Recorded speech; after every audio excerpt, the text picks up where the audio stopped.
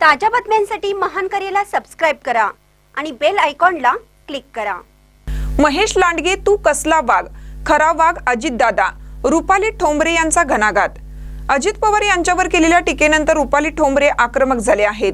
महेश लांडगे तू कसला हिंदुत्ववादी, वाघाचं कातडं पांघरलं म्हणजे कोणी वाघ होत नाही, खरा वाघ आमचे अजितदादा आहेत, हे तुला तुझ्यासारख्या लबाड लांडग्याला कच्चा खाऊन टाकतील असा घणाघाती त्यांनी केला। पाहूया त्या काय म्हणतात।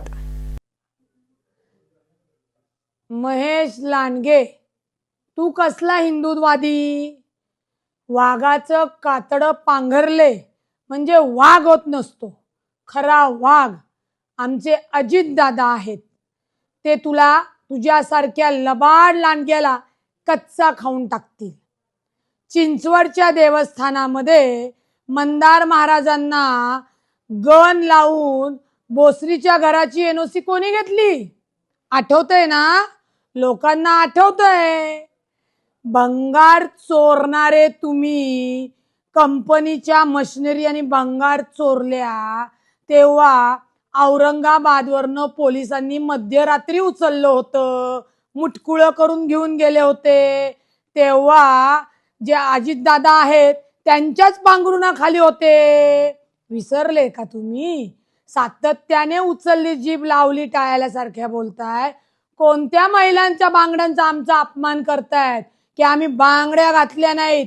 बांगड्या आमच्या स्वाभिमानाचं प्रतीक आहे, त्याच्यामुळे आम्ही ज्या अजितदादांच्या बहिणी आहोत त्या बहिणी तुला ठोकून काढू, हे लक्षात ठेवायचं।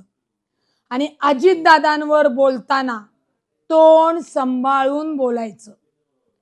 तुझा वस्ताद तुझा बाप नक्की असेल, परंतु राजकारणाचा लंगोट अजितदादांनी तुला घालायला शिकवला, त्यामुळं वस्तादावर आणि गुरुवर डाव जर टाकायला गेलास ना भावड्या, तर तो लंगट सुटून सैरा बैरा पळावं लागेल, पळताभुई होईल। त्याच्यामुळे अजितदादांवर बोलताना टीका करताना आपल्या खालचा अंधार बघून बोललं पाहिजे, याचं भान ठेवलं पाहिजे। 70 लाखाचं काम 7 कोटी दाखवून जे महानगरपालिकेचे सगळे पैसे लुबाडले आणि म्हणून भाजपच्या पांघरुणाखाली हे सगळं झाकलं जाते, म्हणून आज गुरुवर डाव टाकण्याचा प्रयत्न सुद्धा करू नये, हे लक्षात ठेवायचं महेश लांडगे। नाहीतर आम्ही सुद्धा घरात घुसून ठोकून बोलू। म्हशीच्या धारा काढत होता, म्हशीच्या धारा। लंडनला कशी काय कंपनी झाली, कुठनं झाली, धारा काढून झाली, सगळं निघेल सगळं।